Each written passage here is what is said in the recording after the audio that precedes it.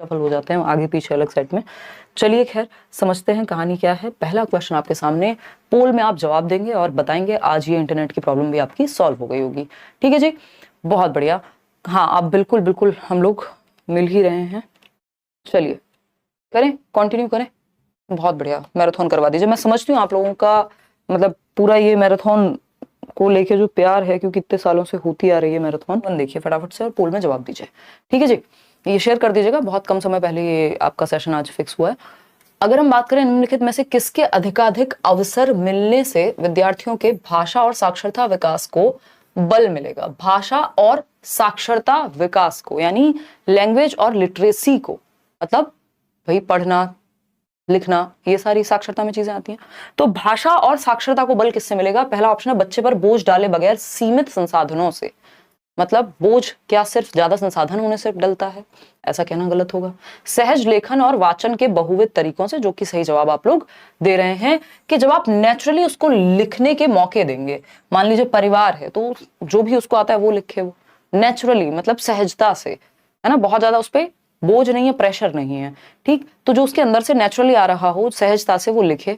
वाचन के, बातचीत के उसको मौके मिले, जो सहज रूप से थोड़ा बहुत गलत बोले, थोड़ा बहुत गलत लिखे, चल जाएगा, लेकिन वो सहज रूप से अपने आप को अभिव्यक्त कर पाए, यानी नेचुरली एक्सप्रेस कर पाए खुद को।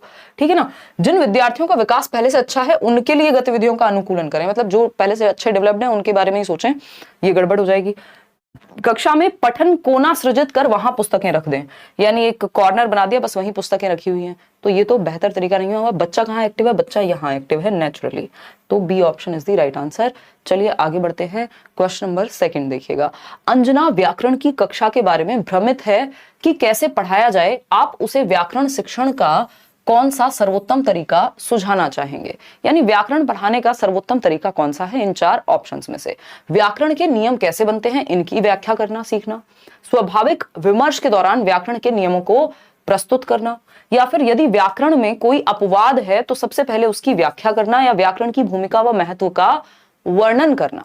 सोशल साइंस ना हम पहले करते थे ना हम अभी कर रहे हैं, बैचेस में कराया जाता है, वो आप वहीं से रेफर कीजिए। मैंने कोशिश किया, कई बार सोचा है, बट उतना समय और एनर्जी जो है निकल नहीं पाया कि सोशल साइंस पे काम हो, है ना, तो वो तो मैंने आपको प्रॉमिस किया भी नहीं था। देखिएगा एक बार, बी ऑप्शन आप लोग कह रहे हैं। इंडिपेंडेंस डे की शुभकामनाएं भाई, वैसे तो अभी काफी रात हो ही गई है। देखिएगा, अगर हम बात करें व्याकरण शिक्षण का, और ये जो लोग परेशान हो रहे हैं, परेशान होने की जरूरत नहीं है, सिलेबस नहीं बदला है, इतनी सारी मैराथन्स पड़ी हुई हैं आपकी, डोंट वरी, और अभी तो कर रहे हैं ना, जितना हो पाएगा करेंगे ही। बी ऑप्शन 70% लोग कह रहे हैं, स्वाभाविक विमर्श के दौरान व्याकरण के नियमों को प्रस्तुत करना, यानी जो एक नेचुरल डिस्कशन है उसके बीच में संदर्भ में बेसिकली आप व्याकरण लेकर के आ रहे हैं। कुल मिला के बात ये है, संदर्भ बोले तो जो नेचुरल डिस्कशन है या जो कोई भी एक चीज चल रही है उसके संदर्भ में आपने बता दिया। ठीक है, इतनी बात क्लियर है, कोई दिक्कत इस बात को समझने में किसी को भी नहीं हो रही है, बढ़िया जवाब आप लोग दे पा रहे हैं। सनोवर कह रहे हैं मैम बीएड वाले अब क्या करें, फर्स्ट पेपर दें या नहीं दें? अगर नहीं देना है तो सेकंड पेपर पर ही फोकस करें। नहीं सनोवर, देखिए 3 सब्जेक्ट्स आपके कॉमन हैं, ये मैं किसी को भी सजेस्ट नहीं करूंगी अभी कि आप कोई भी पेपर छोड़ दें इस बेसिस पे कि अभी जो लॉ आ गया है या जो सुप्रीम कोर्ट से जजमेंट आया है, कल को चीजें क्या हो, कोई एक स्टेटमेंट आ जाए, कुछ और आ जाए जिनका अब तक है, कुछ भी अगर पॉजिटिव होता है और आपने पेपर छोड़ दिया तो फिर पछताना रह जाएगा सिर्फ। तो उस पछतावे से बचने के लिए वर्स्ट केस में क्या होगा, क्योंकि फीस आपने भर दी है, पेपर आपको दे देना चाहिए। अब 3 सब्जेक्ट कॉमन ही है, चाहे वो बीपीएससी वाले ही हो, चाहे हमारे दिमाग में हो कि हाँ ऐसा होगा, बट अभी प्रॉपरली तो नहीं कहा गया ना सामने सामने, तो पेपर तो देके आइए, अपनी तैयारी भी अच्छे से कीजिए। और ठीक देखिएगा, व्याकरण शिक्षण का कौन सा सर्वोत्तम तरीका, तो यही है, स्वाभाविक विमर्श के दौरान व्याकरण के नियमों को प्रस्तुत करना। सिर्फ नियम की व्याख्या कर दो, अपवाद है तो उसको पहले बता दो कि भूमिका क्या होती है व्याकरण की, उसका महत्व समझा दो, नहीं। नेचुरली जब आप एक स्टोरी पढ़ रहे हैं, कुछ और पढ़ रहे हैं, तो उसके बीच में व्याकरण आपको उसी संदर्भ में, उसी कॉन्टेक्स्ट में समझा दिया जाए। व्याकरण सर्वाधिक बेस्ट तरीका यही होगा कि नेचुरली आपको संदर्भ में समझाया जाए, यह स्वाभाविक रूप से समझाया जाए। क्वेश्चन नंबर 3 देखिएगा, भाषा अधिगम के लिए सामग्री निर्माण का एक सिद्धांत कौन सा है?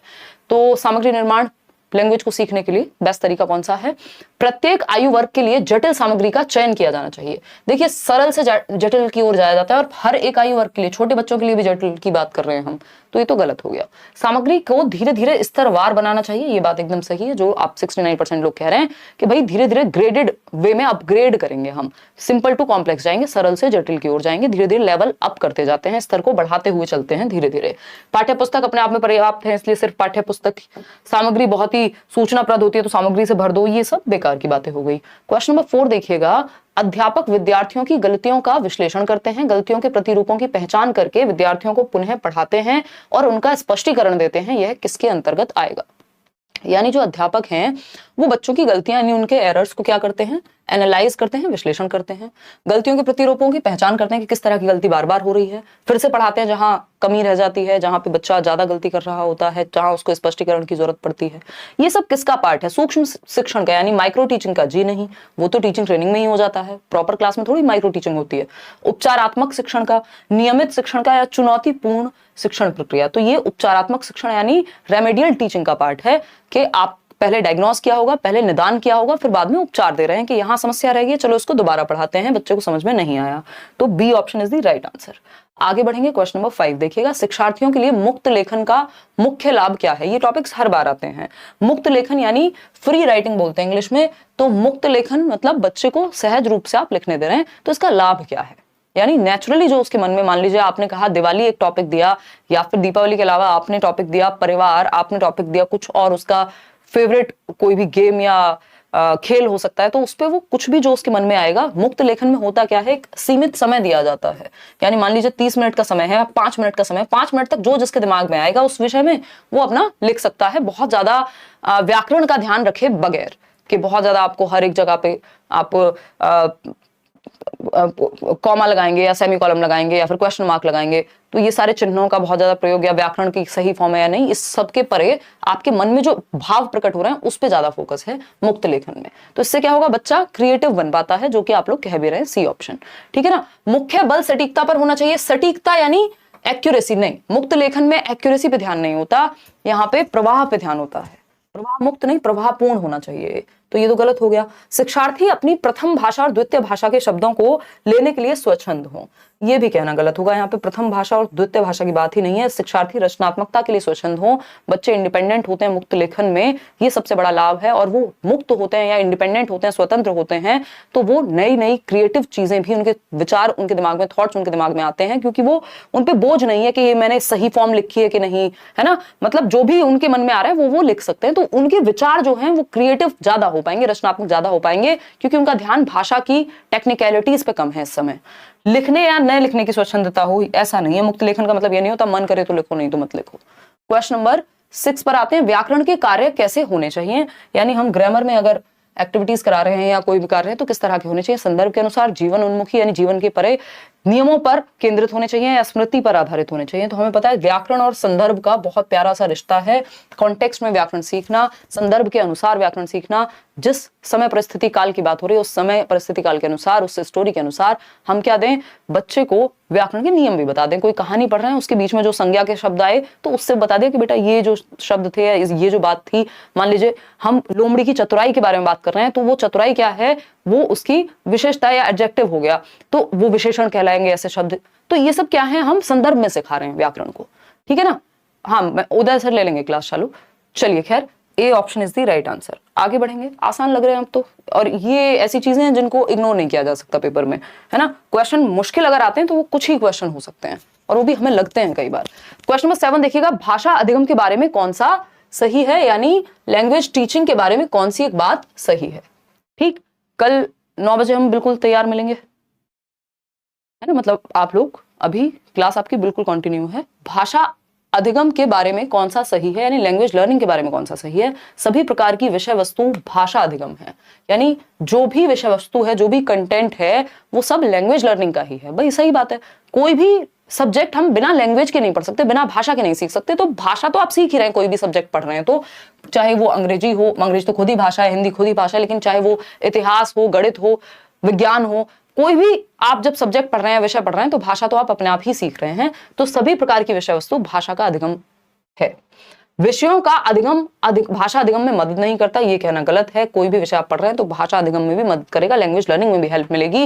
विज्ञान और गणित सीखने के लिए भाषा महत्वपूर्ण नहीं है, एकदम गलत बात है। बिना भाषा के कैसे तो आप गणित पढ़ेंगे, बिना भाषा के कैसे आप विज्ञान पढ़ेंगे, उसकी भी तो अपनी भाषा है ना हर सब्जेक्ट की। ठीक, भाषा अधिगम विषय सामग्री और वृत्तांतों के आधार पर ही होना चाहिए, यानी जो कंटेंट उस सब्जेक्ट में दिया हुआ है, जो घटनाएं घटी हैं, बस उसी आधार पे, नहीं हमें इसको इतना सीमित नहीं करना।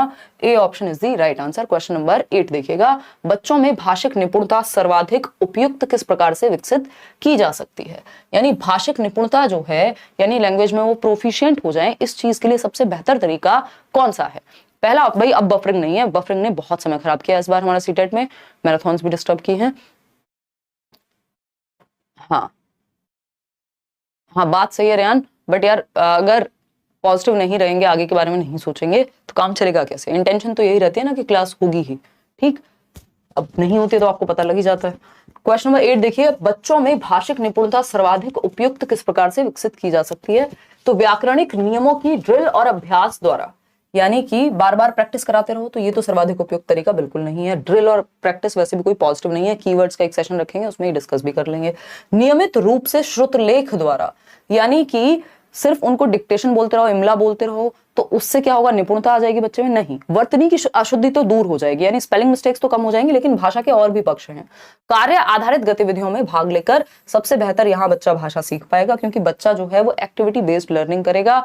उसको कोई एक रोल प्ले दे दिया, उसको कोई ऐसी एक्टिविटी दे दी जिसमें वो भाषा का प्रयोग करे, कोई भाषण हो गया, कोई और डिबेट डिस्कशन हो गया, चर्चा और ये सब चीजें, तो एक्टिविटी बेस्ड लर्निंग होनी चाहिए। शब्द भंडार का संवर्धन से काम नहीं चलेगा, शब्द बहुत सारे आते हो और प्रयोग ना आता हो तो गड़बड़ है। क्वेश्चन नंबर 9 देखिएगा एक बार। क्वेश्चन नंबर 9 कहता है, कक्षा 5 की अध्यापिका ने अपनी कक्षा के लिए कुछ कहानियों का चयन किया है। कहानियों के चयन हेतु किस मानदंड का प्रयोग नहीं करना चाहिए। यानी जब आप कहानी चूज कर रहे हैं, किस कहानी को आप पढ़ाएंगे या जिसका डिस्कशन होगा क्लासरूम में, तो कौन सा एक क्राइटेरिया कहानी को चयनित करते समय नहीं होना चाहिए। सिंधु कल या परसों में होगी भाई, है ना, बस आप सेशन देख लेना एक बार, यूट्यूब पे चेक कर लेना कि मैराथन कब हो रही है, कल हो रही है कि परसों हो रही है, पता लग जाएगा। No promise. देखिएगा, मानदंड का प्रयोग नहीं करना चाहिए, यह विद्यार्थियों की रुचि पर आधारित होनी चाहिए। ये बात तो सही है कि बच्चे के इंटरेस्ट पे बेस्ड हो, उसकी एज के हिसाब से हो, कोई भी सामग्री अगर आप चूज कर रहे हैं। यह विद्यार्थियों के भाषा स्तर और भाषा विकास पर आधारित हो, किस स्तर पे बच्चा है, अभी कितना आता है, उस आधार पे आप नई सामग्री चूज करते हैं। विद्यार्थियों की पृष्ठभूमि को ध्यान में रखेंगे, ये भी सही बात है, वो किस संस्कृति, किस समुदाय, है ना, कैसे वो कनेक्ट कर पाएगा उस कहानी से, बात सही है। लेकिन चयनित की गई पुस्तकें भारतीय पृष्ठभूमि से होनी चाहिए, ये एकदम गलत क्राइटेरिया है कि आप बाहर का अगर कोई लिटरेचर है या पुस्तकें हैं या किसी और संस्कृति से हैं तो आप कहेंगे नहीं हम इसको नहीं पढ़ाएंगे।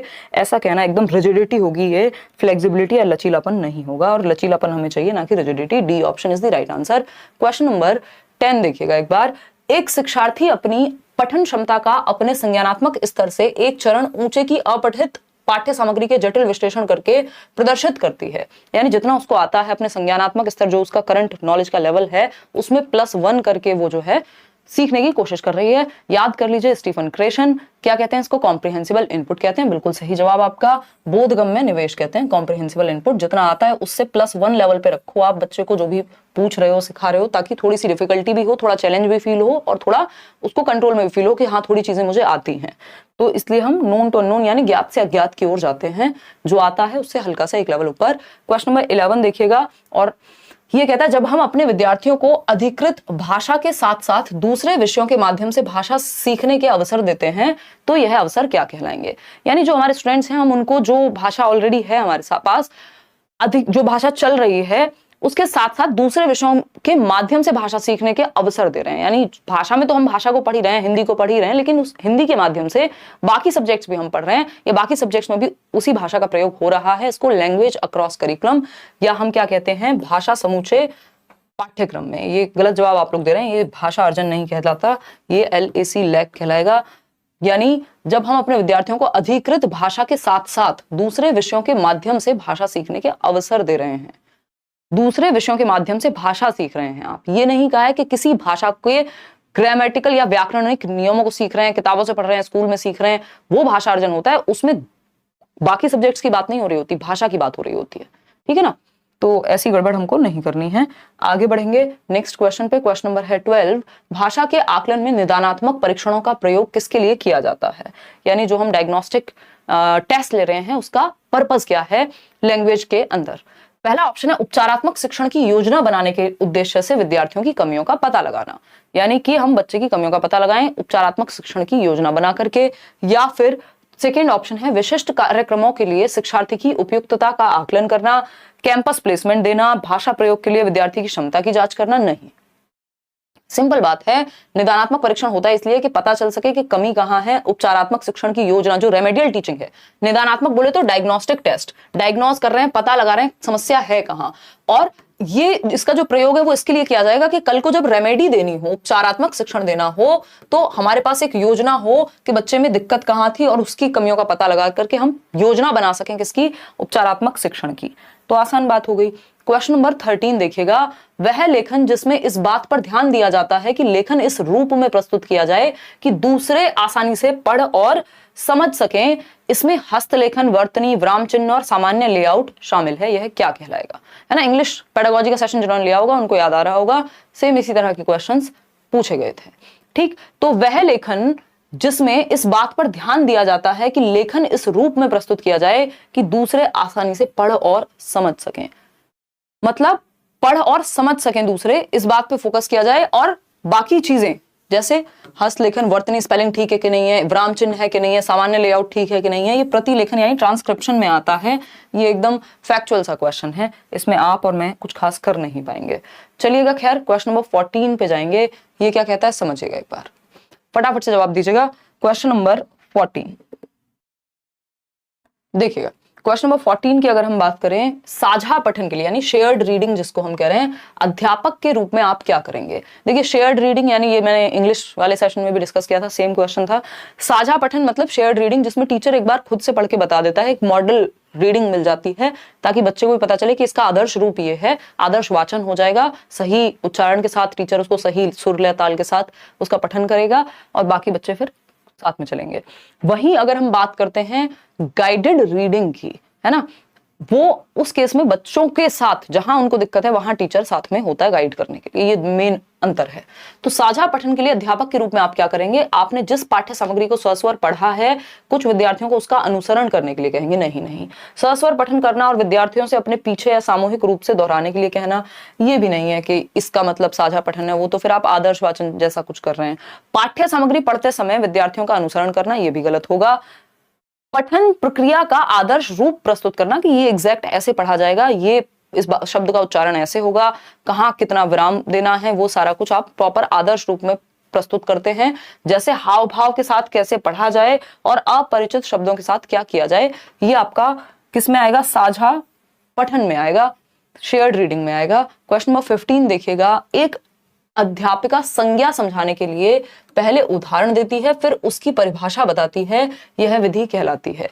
यानी संज्ञा समझाने के लिए टीचर ने क्या दिया? पहले उदाहरण दिया, यानी एग्जाम्पल। उदाहरण से नियम की ओर इंडक्टिव कहते हैं इसको, जिसको आगमनात्मक हिंदी में कहेंगे।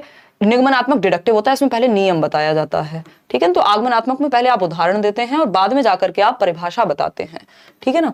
तो ये बात तो एकदम क्लियर हो गई, आसान सा जवाब है और आता भी है ये क्वेश्चन। क्वेश्चन नंबर 16 देखिएगा एक बार।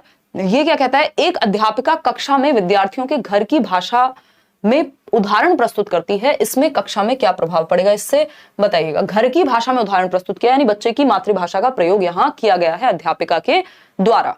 पहला ऑप्शन है छोटी सी आयु में बच्चों पर अतिरिक्त भाषिक बोझ पड़ जाएगा। भाषिक बोझ कहां से आया? मातृभाषा बोझ थोड़ी होती है बच्चे के लिए, तो वो आसानी होगी उस बात से कि टीचर ने यूज किया है बच्चे की मातृभाषा को। बी ऑप्शन है विद्यार्थियों को विभिन्न संस्कृतियों और परंपराओं पर रिपोर्ट लिखने में मदद करेगा, यानी बच्चों को अलग अलग संस्कृतियों के बारे में जो है रिपोर्ट लिखने में मदद करेगा। रिपोर्ट लिखना इसमें उद्देश्य है या बच्चे को समझाना? तो ये भी कहना गलत हो गया।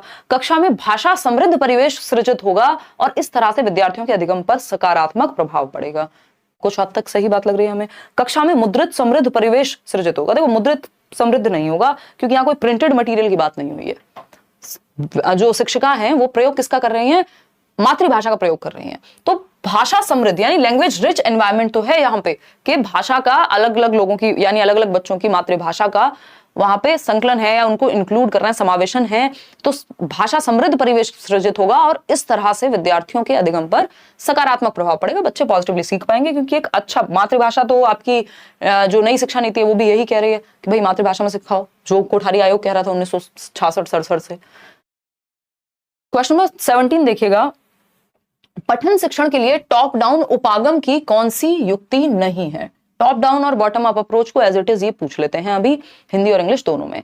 तो पठन शिक्षण के लिए टॉप डाउन, टॉप से डाउन है ना, और बॉटम से अप मतलब बिल्कुल छोटे अक्षर से और आप कहानी की तरफ जा रहे हैं, और टॉप डाउन में आप कहानी से नीचे अक्षर की तरफ आ रहे हैं, उसके बीच में बहुत सारी जर्नी होगी, उस पर चर्चा बाद में करेंगे। तो पठन शिक्षण के लिए टॉप डाउन उपागम की कौन सी युक्ति सही नहीं है? चित्रों को देखकर अर्थ का अनुमान लगाना, यानी जब आप चित्र देख रहे हैं तो अर्थ का भी अनुमान लगा रहे हैं। इसका मतलब जो एक टोटल कहानी है उससे आप अर्थ समझ रहे हैं। ऐसा नहीं है कि आप कोई वर्ड मीनिंग याद कर रहे हो, कोई आप शब्दावली याद कर रहे हो।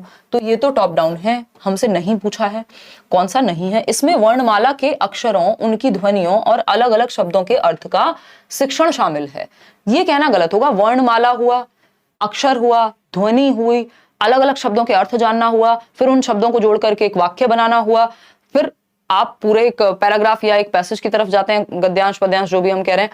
तो ये सब जो है ये बॉटम अप में आएंगे। जब आप नीचे से ऊपर की तरफ जा रहे हैं, छोटे से बड़े की ओर जा रहे हैं, अगर मैं कहूं कि अक्षर से, वर्णमाला से अक्षर, फिर हम ध्वनि, फिर अलग अलग शब्द, तो ये बॉटम अप अप्रोच है, ना कि टॉप डाउन। तो यही गलत है और जो गलत है वही सही है, क्योंकि पूछा ही गलत है। साझा पठन, अब ये साझा पठन में बिल्कुल आप पूरी कहानी पढ़ रहे होते हैं। निर्देशित पठन में भी, गाइडेड रीडिंग में भी पूरी कहानी समझ रहे होते हैं बच्चे, ना कि एक एक अल्फाबेट या अक्षर को समझ रहे होते हैं या याद कर रहे होते हैं।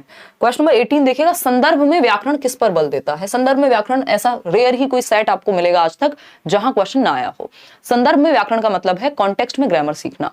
फटाफट से जवाब दीजिएगा, फिर हम आगे बढ़ेंगे। इंग्लिश पेडागोजी की मैराथन करा दीजिए मैम। गीता, मेरा बस चलता है, आप चीजें अगर ठीक रहती हैं इस बार तो वो तो सारे ही सब्जेक्ट की होनी थी मैराथन, बट रहे कुछ कारण, तो प्रीवियस जो इंग्लिश पेडागोजी की मैराथन है एक बार वो आप रेफर कर सकते हो। अगर पॉसिबल हुआ तो मैं कोशिश करूंगी, बट अभी उस पर कोई प्रॉमिस नहीं है। सीडीपी में पक्का कराऊंगी, अगर मौका मिला तो हिंदी पेडागोजी भी कराऊंगी। एक कीवर्ड का सेशन आपका होना बहुत जरूरी है, मैराथन से भी ज्यादा, क्योंकि मैराथन आपके पास प्रीवियसली है, फ्री नोट्स भी हैं जो मैंने दिए हुए हैं, वो सब काम आ जाएंगे, ठीक है ना। तो सीडीपी तो पक्का ही है, परसों होपफुली सीडीपी हो जाएगा, कल हम मैथ्स पेडागोजी का एक वो खत्म कर लेंगे। देखिएगा 63% लोग सी कह रहे हैं। संदर्भ में व्याकरण, विषय वस्तु के शिक्षण के लिए व्याकरण अनुवाद विधि का प्रयोग करने पर बल देती है। बात तो सही है। भाषा के नियमों को आत्मसात करने पे नहीं नहीं नहीं नहीं, एक सेकेंड। संदर्भ में व्याकरण किस पर बल देती है? आप लोग अलग अलग जवाब दे रहे हैं। भाषा के नियमों को आत्मसात करने पे, चलिए ठीक है। भाषा के नियमों को कंठस्थ करने पे, ये कहना गलत होगा। नियमों का अति सामान्यकरण करने पे नहीं। विषय वस्तु के शिक्षण के लिए व्याकरण अनुवाद विधि, अरे नहीं भाई नहीं, है ना। व्याकरण अनुवाद विधि से, ये पता नहीं कहां से आपके दिमाग में ये सेट हो गया है। विषय, ये इंग्लिश में भी आया था सेम क्वेश्चन। विषय वस्तु के शिक्षण के लिए व्याकरण अनुवाद विधि का प्रयोग करना संदर्भ में व्याकरण कब से हो गया? ये तो बिल्कुल ही खराब बात हो जाएगी। ग्रामर ट्रांसलेशन में तो संदर्भ में व्याकरण सिखाई नहीं जाती, बल्कि व्याकरण अलग से ही रटवाई जा रही है अगर देखें तो ये तो पॉसिबल ही नहीं है कि सी ऑप्शन सही हो जाए। भाषा के नियमों को आत्मसात करने पे, क्योंकि जब आप संदर्भ में पढ़ रहे होते हैं, कोई कहानी पढ़ते समय आपको पता चला कि अरे ये जो चतुराई है या क्लेवर जो एक वर्ड है, ये क्या है? एक विशेषता बताने वाला शब्द है, एडजेक्टिव है। तो ये आपने नियम इनडायरेक्टली ही आत्मसात कर लिया। जब आप पढ़ रहे हैं और आपने देखा कि कहीं मान लीजिए गया वेंट टू स्कूल, तो अब आपके दिमाग में वो सेट हो गया, आत्मसात कर लिया नियम के सेकेंड फॉर्म वेंट होती है, गो की। समझ पा रहे हो ना? तो भाषा के नियमों को आत्मसात करते हैं आप जब संदर्भ में सीख रहे होते हैं। अलग से व्याकरण पढ़ रहे होते हैं तो आप रट्टे लगाते हैं, कंठस्थ करते हैं। तो A option is the right answer. आगे बढ़ेंगे क्वेश्चन नंबर 19 पर। पाठ्यचर्यक विषय जैसे विज्ञान, गणित, इतिहास, भूगोल, कला, शिल्प, शारीरिक शिक्षा आदि अर्थपूर्ण और रुचिकर तरीकों से भाषा प्रयोग के अवसर प्रदान करते हैं। यह क्या प्रदर्शित करता है? तो पाठ्यचर्यक विषय यानी जो अलग अलग आपके सब्जेक्ट्स हैं, जैसे वो साइंस हो, मैथ्स हो, इतिहास यानी हिस्ट्री हो, ज्योग्राफी हो, आर्ट एंड क्राफ्ट हुआ, शारीरिक शिक्षा है, ये सब अर्थपूर्ण और रुचिकर तरीकों से भाषा के प्रयोग के अवसर प्रदान करते हैं। यानी जब आप गणित पढ़ रहे हैं तो एक अलग तरीके से आप भाषा का प्रयोग होता है ना, रुचिकर भी होता है। इतिहास में भी अगर आप पढ़ रहे हैं तो बहुत सारे नए नए शब्द से लेकर नए नए ढंग से पढ़ाया जाता है। तो बात सही है कि आप भाषा भी सीख रहे हैं। इसको भाषा समावेशन कहते हैं, अर्जन कहते हैं। भाषा जब आप सीख रहे होते हैं तो उसको अर्जन कहते हैं। ये तो अर्जुन कहा ही नहीं जा सकता। जब आप बाकी विषयों से अलग अलग ढंग से भाषा को सीख रहे हैं, भाषा समावेशन कह रहे हैं कई लोग, ये भाषा बोधगम्यता, भाषा समूचे पाठ्यक्रम में। देखिए ये बात पता नहीं आप क्यों इसकी तरफ जा रहे हैं इतना, भाषा समावेशन की तरफ। भाषा समावेशन नहीं है ये अगेन लैंग्वेज अक्रॉस करिकुलम है, यानी भाषा समूचे पाठ्यक्रम में, यानी भाषा के प्रयोग का मौका मिल रहा है। मतलब अलग अलग सब्जेक्ट में जब आप किसी भी लैंग्वेज को प्रयोग कर रहे होते हैं तो वो भाषा समूचे पाठ्यक्रम में, यानी एक पूरे करिकुलम के सभी सब्जेक्ट्स में एक लैंग्वेज है जो कॉमन है। जब आप सारे सब्जेक्ट्स पढ़ रहे हैं तो आप लैंग्वेज सीख रहे हैं, जब आप लैंग्वेज सीख रहे हैं तो आप सब्जेक्ट भी सीख रहे हैं। ठीक है ना बात? तो इतनी बात क्लियर है भाई। चलिए खैर आगे बढ़ते हैं नेक्स्ट क्वेश्चन की तरफ। नेक्स्ट क्वेश्चन है क्वेश्चन नंबर 20। देखिएगा क्या कहता है। क्वेश्चन नंबर 20 कहता है, कक्षा 8 की भाषा अध्यापक रीमा कक्षा में सस्वर कहानी सुनाने से पहले अच्छी तैयारी सुनिश्चित करती हैं। आपकी राय में सस्वर कथा पठन के लिए सबसे कम महत्वपूर्ण क्या है जो रीमा को नहीं करना चाहिए? सस्वर कथा पठन बोले तो कि टीचर जो है वो प्रॉपर सुर लय ताल के साथ कथा का वाचन करे। ठीक है ना? मतलब जहां पे कहां कितना उतार चढ़ाव है, कहां विराम लेना है, कहां अपनी भाषा में या अपनी टोन में चेंज लाने की जरूरत है, अपने एक्सप्रेशन में परिवर्तन की जरूरत है। सस्वर कथा पठन के अंदर ये चीज आती है कि आप मौन वाचन है एक, तो दूसरा है सस्वर यानी लाउड रीडिंग हो रही है, तो वहां पे आपकी प्रोनाउंसिएशन से लेकर के और इंटोनेशन तक सब अच्छा होता है, यानी उतार चढ़ाव भाषा में और आपका उच्चारण, ये सब चीजें क्लियर होती हैं और आप एंजॉय भी कर पाते हैं उस सेशन को। ठीक है बात? अगर हम बात करें यहाँ पे डी ऑप्शन 42% लोग कह रहे हैं कहानी के निष्कर्ष पर आधारित प्रश्न बनाना जो विद्यार्थियों से पूछे जा सके। भाई बात क्या चल रही है कि सस्वर कहानी सुनाने से पहले अच्छी तैयारी सुनिश्चित करते हैं। ठीक है, आपकी राय में सस्वर कथा पठन के लिए सबसे कम महत्वपूर्ण क्या है, यानी लीस्ट इंपॉर्टेंट जब लाउड रीडिंग हो रही है या सस्वर कथा पठन हो रही है? तो पहले तो अनेक बार कहानी खुद से पढ़नी पड़ेगी। भाई मछली जल की रानी है, अगर टीचर ने प्रैक्टिस नहीं की होगी तो उस सुर लय ताल के साथ वो क्लासरूम में नहीं पढ़ा पाएंगी। बात सही है, तैयारी के समय ये करना पड़ेगा। जिन शब्दों के बारे में वह सुनिश्चित नहीं है उनको समझना, अगर कहीं पे किसी शब्द को समझने में दिक्कत है तो वो भी समझ के जाना। पठन पूर्व गतिविधि की योजना बनाना कि जो प्री रीडिंग एक्टिविटीज हैं क्या पूछना है बच्चों से, लेकिन ये नहीं कि कहानी का जो निष्कर्ष होगा उसके आधार पर प्रश्न बनाना, ये लाउड रीडिंग की प्रैक्टिस में नहीं आएगा, है ना? ये आप वैसे भी कोई भी चैप्टर पढ़ाते हैं तो वहां भी आता है। क्वेश्चन नंबर 21 देखिएगा, 21वां सवाल कहता है आपसे, मनप्रीत पंजाब के ग्रामीण विद्यालय में भाषा की अध्यापिका है। माध्यमिक स्तर की भाषा कक्षा में वह रेडियो का एक संसाधन के रूप में प्रयोग करती हैं, यानी रेडियो क्या है? एक रिसोर्स है। निम्नलिखित में से कौन सा कथन उसे भाषा निवेश में मदद नहीं करेगा? यानी लैंग्वेज में इन्वेस्टमेंट कह लीजिए या लैंग्वेज को बेहतर बनाने में, सिखाने में कौन सा एक चीज है जो मदद नहीं करेगी, यानी हेल्पफुल नहीं होगी लैंग्वेज को सिखाने के एक संसाधन के रूप में? तो पहला ऑप्शन है शिक्षार्थियों के भाषा पाठों के श्रवण को रेडियो प्रसारण द्वारा अनुपूरित करना। यानी भाई रेडियो क्या एक संसाधन है भाषा सीखने में, सही बात है, एक रिसोर्स है, एक एड है। प्रसारण में सुने गए संवादों को अपनी भाषा में लिखना और उन पर रोल प्ले करना, इससे भी बच्चों की भाषा का विकास जो है बेहतर होगा। रेडियो की खोज पर बात करना और रेडियो का मॉडल बनाना, ये हमने इंग्लिश में भी किया ही था। ये इतिहास का विषय है ना कि भाषा का, कि रेडियो कब आया था, कहां से बनाया, किसने बनाया, या फिर साइंस के अंदर हम पढ़ेंगे इसको, इतिहास में भी नहीं पढ़ेंगे। ये रेडियो का इतिहास जो कि साइंस के अंदर चला गया, तो यहाँ पे अगर हम देखें तो ये सही नहीं होगा।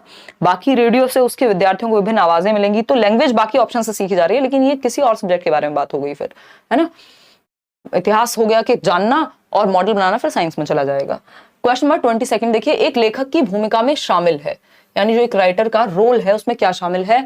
मुख्य विचार बिंदु पर चिंतन करना, यानी जो भी मुख्य विचार बिंदु है उस एक कॉन्टेक्स्ट, जो भी एक सामग्री है उसका उस पर चिंतन करना। फिर नेक्स्ट पॉइंट क्या है? लेखन सामग्री के प्रकार के बारे में विचार, जो भी लिखने की सामग्री है, कविता, कहानी, रिपोर्ट, विधि, निर्देश आदि, इन सब पे विचार। कौन और क्यों इसका पाठक होगा, कौन पढ़ने वाला है, ये किसके लिए है, ये चीजें, इन सब के बारे में देखिए। जब बात हो रही है कौन पढ़ने वाला है ना, ये रिपोर्ट बनाई जाए, कविता लिखी जानी है, कहानी लिखी जानी है या पढ़ी जानी है, कौन इसको पढ़ने वाला होगा, है ना? न्यूज़पेपर में भी एक आर्टिकल आएगा तो पहले ये सोचा जाएगा ना इसके दर्शक कौन होंगे, या टीवी पे आप एड भी देखते हैं तो किस समय पे कौन सा एड आएगा, उनको सब पता है कि इस टाइम पे जो हाउसवाइफ्स हैं वो घर में रहती हैं तो ये वाले विज्ञापन चलाओ, या ये वाला टीवी सीरियल चलाओ, है ना? ये फलाना सीरियल है, भाभी जी घर पर हैं, रात को 11 बजे चलाओ, पूरा परिवार बैठे देखे, ये सब क्या है? वो उन्होंने पहले से कंपोजिशन के समय पे ये सब सोचा है ना, कि हमारी ऑडियंस कौन होगी और क्या इसमें होना चाहिए, तो ये संयोजन यानी कंपोजिशन में आएगा। आगे बढ़ेंगे नेक्स्ट क्वेश्चन पे। जब इसमें ग्रामेटिकल चीजों का ध्यान रखना होता तो ये प्रतिलेखन या फिर आपका ट्रांसक्रिप्शन हो जाता, यही अंतर है दोनों में। क्वेश्चन नंबर 24 देखिएगा, ये क्या कहता है भाई, अध्यापक अपने विद्यार्थियों को भिन्न भिन्न समूहों में बांटती है और उन्हें तरह तरह की सामग्री देती है, जैसे कि पत्र पत्रिकाओं के लेख, समाचार पत्र के लेख, फिल्म, विज्ञापन, खेल रिपोर्ट, होटल की भोजन सूची, पर्यटन सूचना आदि। अध्यापक द्वारा इस्तेमाल की जा रही इस सामग्री को क्या कहेंगे? बताइएगा फटाफट से। अगर हम बात करें तो ये कौन सी सामग्री है? जब आपको एक एडवर्टीजमेंट, ये भी क्वेश्चन आया हुआ है, कई बार आया हुआ है, इंग्लिश और हिंदी दोनों में। बस इसको कभी छोटा बना देते हैं, कभी इतनी चीजें ना लिख करके एक चीज लिख देंगे, है ना। तो एडवर्टीजमेंट की अगर हम बात करें, एडवर्टीजमेंट दे दिया, कोई रिपोर्ट दे दी, कोई न्यूज आर्टिकल, तो पता नहीं कितनी बार पूछा है इन्होंने, ठीक है ना। और इसमें आप लोग इंग्लिश में भी गलती कर रहे थे और इसमें भी कर रहे हैं, ठीक है ना। तो अगर हम देखें बाह्य सामग्री, इसको एक्सटर्नल रिसोर्स कहते हैं, बिल्कुल भी नहीं कहते हैं। अगर कोई कह रहा है ऐसा तो गलत है। ये एकेडमिक सामग्री है, तो एकेडमिक सामग्री थोड़ी होती है न्यूज रिपोर्ट, एकेडमिक्स के लिए थोड़ी बनाई गई है न्यूज रिपोर्ट, तो जनता के लिए पढ़ने के लिए बनाई गई है, ठीक। स्वाभाविक सामग्री या प्रामाणिक सामग्री, इसमें कई लोग, आप लोग पिछली बार इंग्लिश में भी यही कह रहे थे कि इसको तो नेचुरल मटेरियल कहेंगे, जो कि एकदम गलत होगा। ये प्रमाणिक सामग्री कही जाती है, या इंग्लिश में कहें तो ऑथेंटिक मटेरियल कहा जाता है। ये एक नंबर हिंदी इंग्लिश दोनों का फिक्स है, हर बार आता है, ठीक है ना। ये क्या है? ये है आपकी, कितने लोग डी ऑप्शन दे रहे थे? 32% लोग, 38% लोग ए दे रहे थे, जो कि एकदम गलत है। देखिए एक्सटर्नल मटेरियल नहीं, इसको ऑथेंटिक मटेरियल कहते हैं। अगेन मैंने उस दिन एग्जांपल भी दिया था कि एक सलीका होता है किसी चीज को, एक टर्मिनोलॉजी होती है ना। पिताजी को पिताजी क्यों कहा जाता है, कुछ और क्यों नहीं कह दे रहे हैं? उसका रीजन है कि टेक्निकल वर्ड क्या है इसके लिए, प्रमाणिक सामग्री, ऑथेंटिक मटेरियल। ऑथेंटिक क्यों कह रहे हैं हम इसको? बाह्य सामग्री तो कोई भी हो सकती है भाई, जो स्कूल के सिलेबस से अलग है वो कोई भी बाह्य सामग्री है, सारी एक्सटर्नल ही है, ठीक। लेकिन ऑथेंटिक ये क्यों है, प्रमाणिक क्यों है? क्योंकि वो जो न्यूज आर्टिकल है या वो जो फिल्म का कोई लेख है, वो आपको लैंग्वेज सिखाने के लिए, भाषा के अधिगम के लिए नहीं बनाया गया, वो किसी और पर्पस, किसी और काम के लिए, जो कि ऑथेंटिक काम है, मतलब रियल लाइफ में वो यूज हो रहा है कहीं पे, और वो उस चीज के लिए ऑथेंटिक है। उस मटेरियल को हम क्लासरूम में लेकर के जब आ रहे हैं तो वो ऑथेंटिक मटेरियल कह रहा है। क्यों? क्योंकि वो भाषा को सिखाने के लिए कोई किताब नहीं बनाई गई जिसको लेकर के आया गया है। वो अगर किताब होती है, कुछ भी एक्स्ट्रा होता है, तो वो एक्सटर्नल हो जाता है। इसको एक्सटर्नल कह सकते हो, बट ये एक्सटर्नल मटेरियल में भी ऑथेंटिक मटेरियल अगर हम कहें तो डी ऑप्शन है, स्वाभाविक नहीं होगा भाई, इसको ठीक कर लेना, है ना। चलिए खैर, क्वेश्चन नंबर 25 देखिएगा, फटाफट से जवाब देंगे।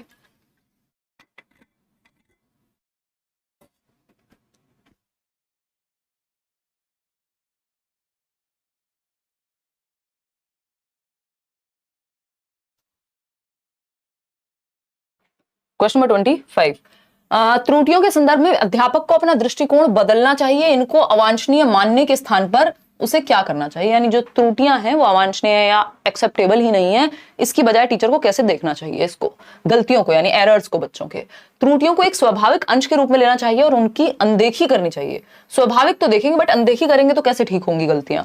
इन्हें विद्यार्थियों की मूर्खतापूर्ण गलतियां चूक के रूप में लेना चाहिए, एकदम खराब। गलतियों को बच्चों के चिंतन और भाषा विकास के स्तर में वृद्धि कारक के रूप में देखना चाहिए। ये बात एकदम सही है कि गलतियों को बच्चे के चिंतन और भाषा विकास के स्तर में वृद्धि कारक के रूप में हम देखेंगे। गलतियों को अध्यापक के लिए संशोधन कार्य जी नहीं, बच्चा सोचता कैसे है, उसका चिंतन प्रक्रिया कैसी है, उसके स्तर में कैसे वृद्धि कर सकते हैं, आगे नेक्स्ट लेवल पे कैसे लेके जाएंगे, ये सब बातें हमें गलतियों से पता लगती हैं। बच्चे की चिंतन में या चिंतन प्रक्रिया में झांकने का मौका देती है हमें गलतियां, ऐसा आपका एनसीएफ भी कहता है। क्वेश्चन नंबर 26 देखिएगा, अध्यापक क्रिया विशेषण समझाने के लिए पहले उसकी परिभाषा बताते हैं कि क्रिया विशेषण किन शब्दों को कहा जाता है। पहले डेफिनेशन बताई, फिर उस प्रकार के क्या है उदाहरण प्रस्तुत किए। तो पहले डेफिनेशन है नियम से उदाहरण की ओर जाना, है ना, नियम से उदाहरण की ओर जाना, नियम से उदाहरण की ओर। पहले परिभाषा क्या है, नियम है एक तरह का जो एक फिक्स हो गया, ठीक है ना। नियम से उदाहरण की ओर जाना निगमनात्मक कहलाता है, यानी डिडक्टिव मेथड, और उदाहरण से नियम की ओर जाना आगमनात्मक कहलाता है, ठीक है जी, इतनी बात क्लियर है। तो आंसर क्या हुआ इसका, निगमनात्मक विधि, यानी B option is the right answer. आगे बढ़ेंगे, बाकी किसी का तो यहाँ सेंस ही नहीं है। चलिएगा क्वेश्चन नंबर 27 देखते हैं फटाफट से। क्वेश्चन नंबर 27 क्या कहता है, अध्यापक को विद्यार्थी का आकलन किस लिए करना चाहिए, यानी आकलन की या असेसमेंट की जरूरत क्या है। एक टीचर को बच्चे के असेसमेंट की जरूरत क्या है। ये जो पोल में आप जवाब दे रहे हैं ये असेसमेंट है एक तरह का, जिससे आइडिया लगता है कि कितने % लोग सही जवाब दे पा रहे हैं, आपको भी पता लगता है कि आप कितना बेहतर सीख रहे हैं, कमी कहां पर है। ठीक, तो पहला ऑप्शन ये है पता लगाने के लिए कि लक्ष्य भाषा में सर्वाधिक रूप से उत्तम और निपुण कौन है, यानी जो टारगेट लैंग्वेज है उसमें बेटर कौन है। यहां सिर्फ टारगेट लैंग्वेज की बात हुई है नहीं, यहां तो इन जनरल असेसमेंट की बात हुई है सामान्य तौर पे। शिक्षार्थियों के सीखने में अंतरों या गैप का पता लगाना, चलो ठीक बात है।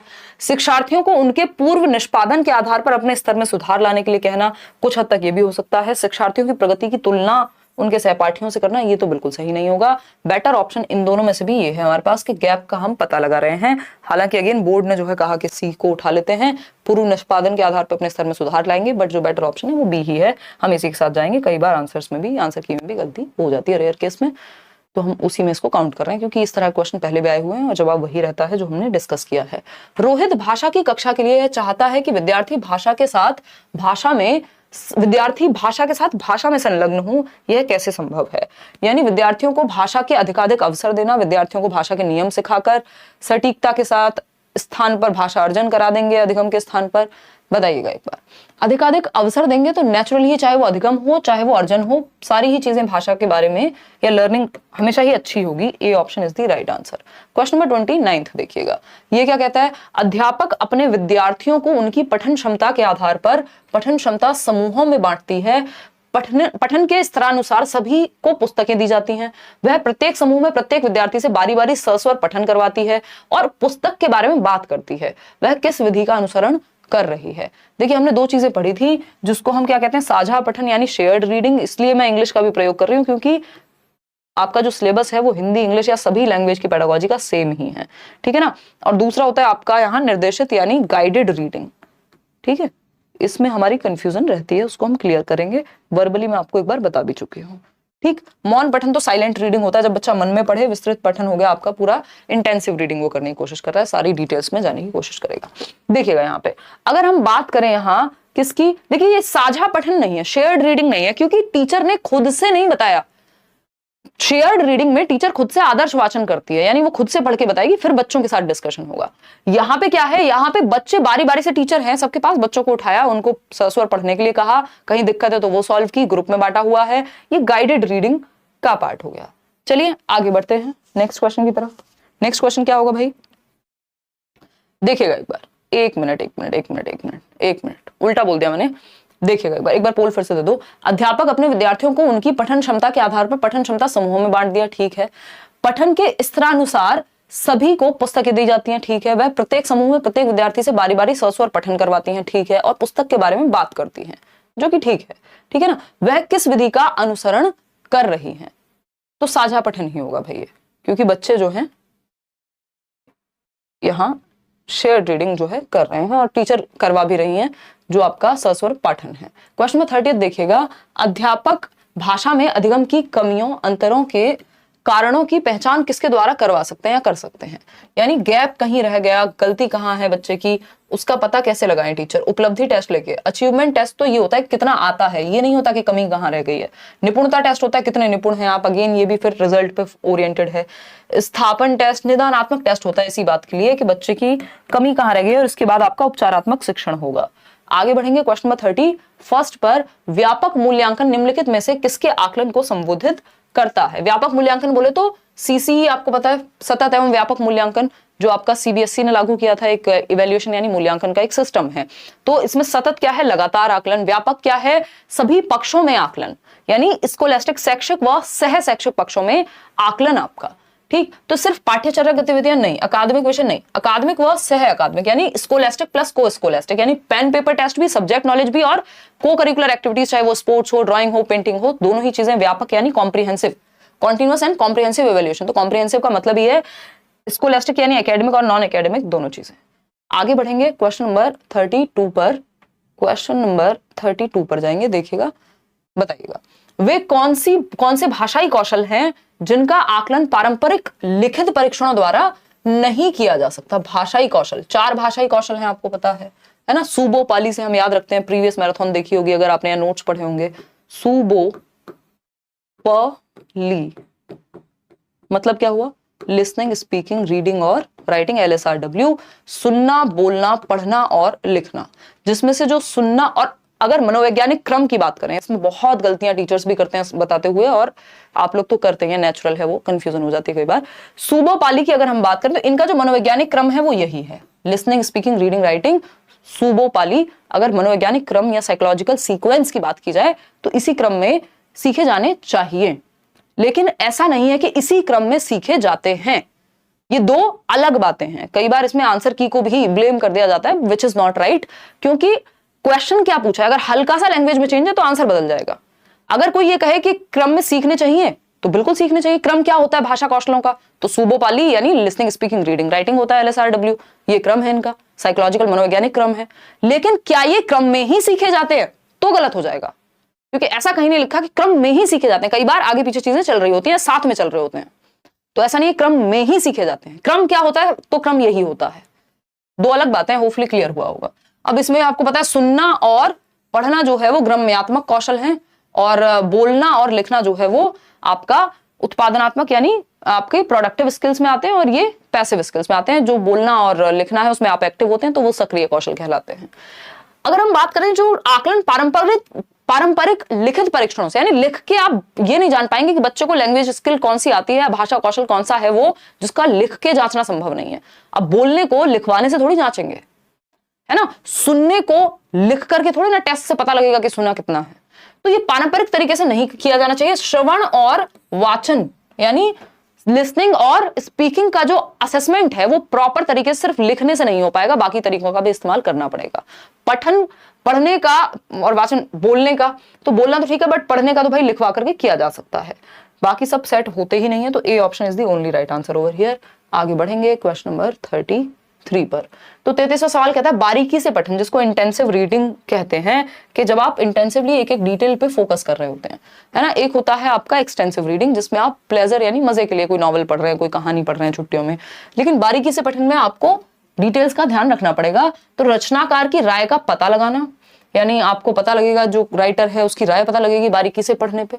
कठिन शब्दों को जानना, पाठ्य सामग्री में किसी विशिष्ट सूचना के बारे में जानना, ये बात एकदम सही है। जो स्पेसिफिक डिटेल है ये बहुत बड़ा कीवर्ड है किस चीज का, इंटेंसिव रीडिंग या बारीकी से पठन का, कि पाठ्य सामग्री में किसी विशिष्ट सूचना के बारे में जानना, यानी कोई एक स्पेसिफिक डिटेल है उसके बारे में आप जब जानने की कोशिश कर रहे हैं, यानी आप इंटेंसिवली पढ़ रहे हैं। मुख्य केंद्रीय भाव का पता लगाना, ये आपका एक्सटेंसिव में भी संभव है, वो आपको स्टोरी का पता लग जाता है। क्वेश्चन नंबर 34 देखिएगा। क्वेश्चन नंबर 34 है, एक अध्यापक छोटी आयु के विद्यार्थियों को नए शब्द सिखाने के लिए वास्तविक वस्तुओं का इस्तेमाल करता है। वही वास्तविक वस्तुएं जिनकी हम बात कर रहे थे अभी, प्रमाणिक वस्तुएं कह सकते हो, ठीक। तो यह शब्दों की सही वर्तनी के शिक्षण में मददगार है। हम शब्द संपदा केवल वस्तुओं के माध्यम से सिखा सकते हैं, यानी जो आपका वोकैबुलरी का शब्द भंडार है वो सिर्फ वस्तु के आधार पर नहीं, रटवा दो भाई, शब्द भंडार बढ़ जाएगा, इस्तेमाल में ले आओ। छोटी आयु वाले विद्यार्थी अमूर्त चिंतन नहीं कर सकते। यह विद्यार्थियों को वास्तविक जीवन में देखी गई वस्तुओं के साथ शब्दों की संबद्धता जोड़ने में सहायता करता है। अगर हम वास्तविक वस्तुएं लेकर के आते हैं, अगर हम एक न्यूज आर्टिकल लेकर के आते हैं, या हम एक मेन्यू कार्ड लेके आते हैं किसी रेस्टोरेंट का जिसमें खाने की चीजें लिखी हुई है, तो बच्चा कभी माँ बाप के साथ अगर गया है तो उसके जीवन से वो चीज कनेक्ट हो रही है, रियल लाइफ से, उसके वास्तविक जीवन से। तो D option is the only right answer over here. आगे बढ़ेंगे क्वेश्चन नंबर 35 पर। ये कहता है संरचनात्मक यानी फॉर्मेटिव आकलन जो है, एफए टेस्ट जिसको हम बोलते हैं, दूसरा एसए होता है। तो एफए की जब हम बात कर रहे हैं तो एफए के बारे में, एफए में किस चीज में मदद करेगा हमें, जो फॉर्मेटिव असेसमेंट है वो किस चीज में मदद करता है। कक्षा में प्रतियोगात्मक परिवेश यानी कॉम्पिटिटिव एनवायरनमेंट, एक दूसरे का सर फोड़ दें, गला काट प्रतिस्पर्धा कर दें, जी नहीं। अध्यापक की शिक्षण योग्यता का आकलन करना, यानी उसकी पढ़ाने का तरीका कितना बेटर है, ये अध्यापक के लिए नहीं बच्चों के लिए ज्यादा है, और फीडबैक के लिए है। अध्यापक की योग्यता का आकलन कर रहे हैं आप, ये एग्जैक्ट कहना गलत होगा। शिक्षार्थियों को सुधार के लिए गुणात्मक प्रतिपुष्टि मिलती है, ये बात एकदम सही है कि एक क्वालिटेटिव फीडबैक मिलता है कि कहाँ कमी रह गई, उसको सुधारें कैसे। टीचर को भी मिल जाएगा, लेकिन वो फीडबैक है, ऐसा नहीं है कि योग्यता ही पूरी जांच ली गई है इसके द्वारा। क्वेश्चन नंबर 36 देखिएगा। क्वेश्चन नंबर 36 क्या कहता है भाई, ये कहता है भाषा की कक्षा में गलतियों के संबंध में कौन सा कथन सही है, यानी एरर्स के बारे में कौन सी बात सही है। गलतियां एक प्रकार से सीखने के पहलू हैं और शिक्षार्थी अध्यापक दोनों को ही प्रतिपुष्टि देते हैं, बात तो सही लग रही है भाई, दोनों को फीडबैक मिलेगा। शिक्षार्थी के भाषा प्रयोग में गलतियों में उसी समय सुधार कर देना चाहिए, नहीं, समय देना है बच्चे को, ताकि वो खुद से भी उस तक पहुंच पाए जो उसकी गलतियां हैं। गलतियां इस बात की ओर संकेत करती हैं कि बच्चे मंद गति से सीखते हैं, ये एकदम कहना गलत होगा। गलतियां द्वितीय भाषा में ही होती हैं, प्रथम के जो यानी द्वितीय भाषा में यदि गलती आ रही है तो भाषा के जो प्रथम भाषा है उसमें व्यवधान का संकेत कर रही हैं। ये सब फालतू बातें हैं, गलतियां होती ही हैं, होंगी ही, और होनी चाहिए भी, जिससे हमें पता लग जाए। सिर्फ गलतियां ही नहीं, बट गलतियां होना एक स्वाभाविक बात है, इससे ये सीखने का ही एक पहलू है। शिक्षार्थी व अध्यापक दोनों के लिए ये फीडबैक का काम करते हैं कि कहाँ हमें बेहतर तरीके से सिखाने की जरूरत है और कहाँ बच्चे को सीखने की जरूरत है। दोनों के लिए एक फीडबैक का काम करती है। क्वेश्चन नंबर 37 देखिएगा, ये क्या कहता है, निम्नलिखित में से कौन सा पोर्टफोलियो आकलन यानी जो पोर्टफोलियो असेसमेंट है उसके बारे में सही नहीं है। तो पोर्टफोलियो एक प्रोग्रेसिव रिपोर्ट है एक तरह की, जिसमें लगभग बच्चे के सभी एस्पेक्ट्स आ जाएंगे या बहुत सारी चीजें उसमें मेंशन है, स्पेशली जो अच्छा उसके बारे में अचीवमेंट्स हैं उसकी, कई बार सिर्फ अच्छा ही नहीं बाकी पक्ष भी हम इसमें शामिल कर लेते हैं। एक फाइल है पोर्टफोलियो।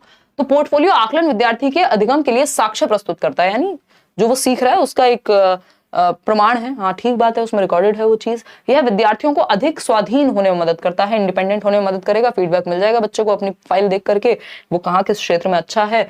यह विद्यार्थियों के विमर्श को पोषित करता है और अपने अधिगम के लिए स्वयं के पुनर्वीक्षण में मदद करता है। ये बात भी सही है।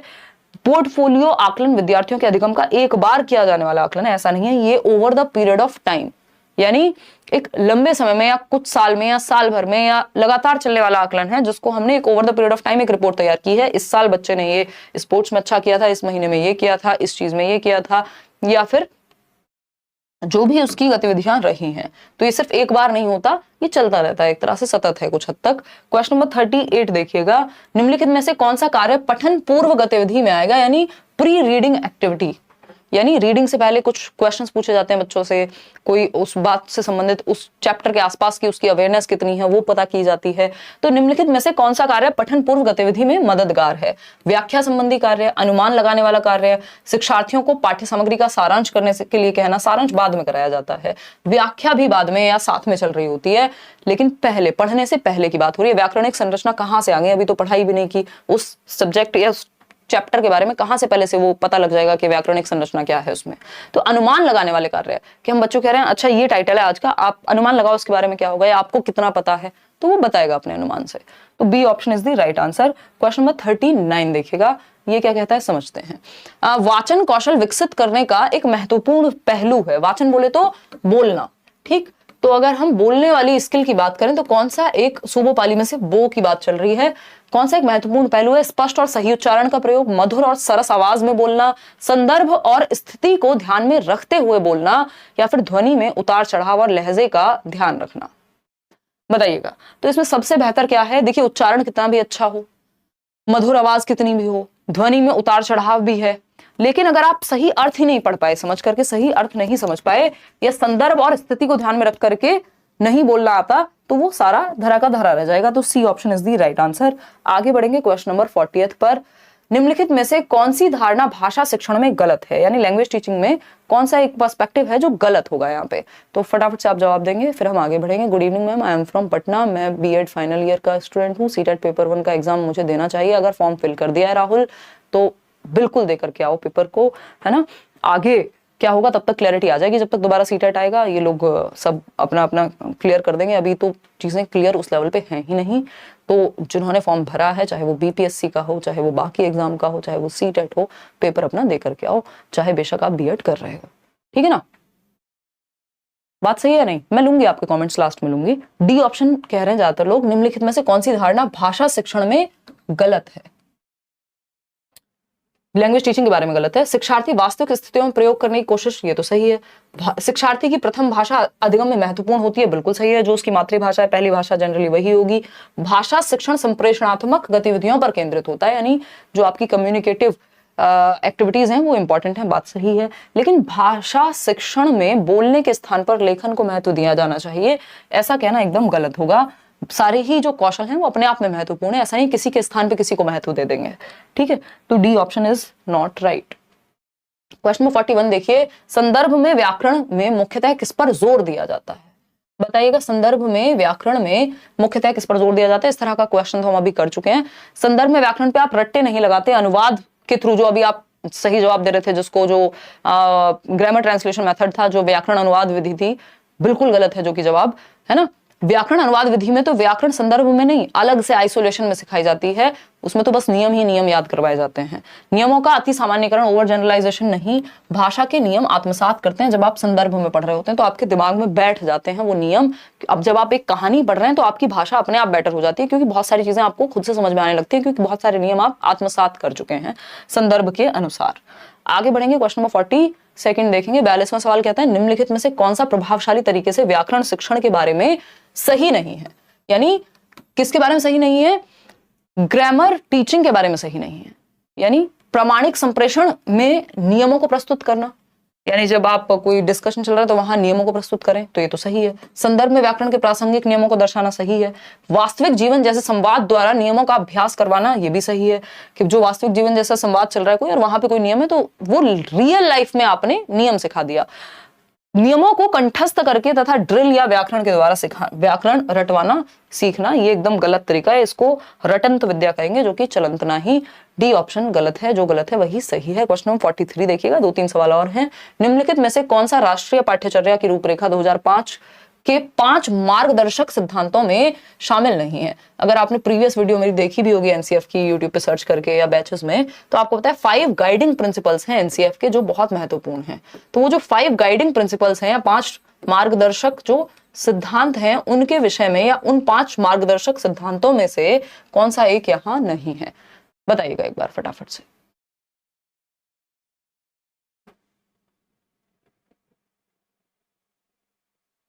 मोनी मलिक कह रही है 25, 27, 29। मैं मोनी लिख लेती हूँ कहीं पे, मेरे पास पेन होगा तो।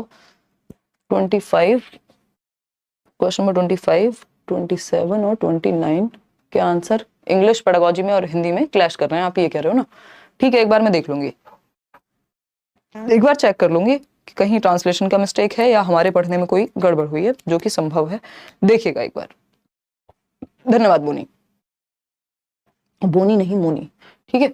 देखिएगा एक बार 43 क्वेश्चन नंबर क्या कहता है, निम्नलिखित में से कौन सा राष्ट्रीय पाठ्यचर्या रूपरेखा 2005 के, और वो जो आपका पिन कमेंट होता है वहां मैं मेंशन भी कर दूंगी अगर कुछ चेंज हुआ उन तीनों आंसर्स में। तो निम्नलिखित में से कौन सा राष्ट्रीय पाठ्यचर्या की रूपरेखा 2005 के 5 मार्गदर्शक सिद्धांतों में शामिल नहीं है? विद्यालय के बाहर के जीवन को ज्ञान के साथ जोड़ना, ये तो है, बिल्कुल रियल लाइफ से कनेक्ट करें हम। यह सुनिश्चित करना कि अधिगम कंठस्थीकरण पर आधारित नहीं है, ये बात भी सही है, रोट मेमोराइजेशन पे बेस्ड नहीं है आपकी जो लर्निंग है। पाठ्य पुस्तक केंद्रित होने के स्थान पर बच्चों के समग्र विकास, यानी सिर्फ टेक्स्ट बुक सेंटर्ड नहीं है, रियल लाइफ से जोड़ रहे हैं। एक पेशेवर अध्यापक की भूमिका निर्वाह करना, पेशेवर अध्यापक का क्या मतलब है यहाँ पे, है कि जो ट्यूशन में पढ़ाए अपना बस पेशे पे ही ध्यान रखे, इसको लाइफ में जिए कम और सिर्फ पेशा है एक अध्यापन जो एक काम है वो सिर्फ एक पेशे की तरह देखना, ये गलत होगा टीचिंग के केस में, ठीक है ना, क्योंकि आप डायरेक्ट लाइफ से कनेक्ट कर रहे हो। तो ऐसा ये 5 गाइडिंग प्रिंसिपल्स में कहीं भी नहीं आता, डी ऑप्शन। क्वेश्चन नंबर 44 देखिए, अध्यापक बच्चों का आकलन क्यों करती है? यानी टीचर जो है वो असेस क्यों करती है बच्चों को? यह पता लगाने के लिए कि कक्षा में भाषा का सर्वाधिक अच्छा उपयोग कौन करता है, तो हमें बेस्ट चाहिए, इसलिए बच्चों के सीखने में कमियों का पता लगाना, ये कुछ हद तक सही है। बच्चों को अपने अधिगम में आगे किस तरह बढ़ाया जाए, यह योजना बनाना, ये भी बात सही है। बच्चे की उसके सहपाठी से तुलना करने के लिए ये एकदम गलत है। बताइएगा एक बार। बी ऑप्शन 46% लोग यहां दे रहे हैं जवाब में, देखिएगा।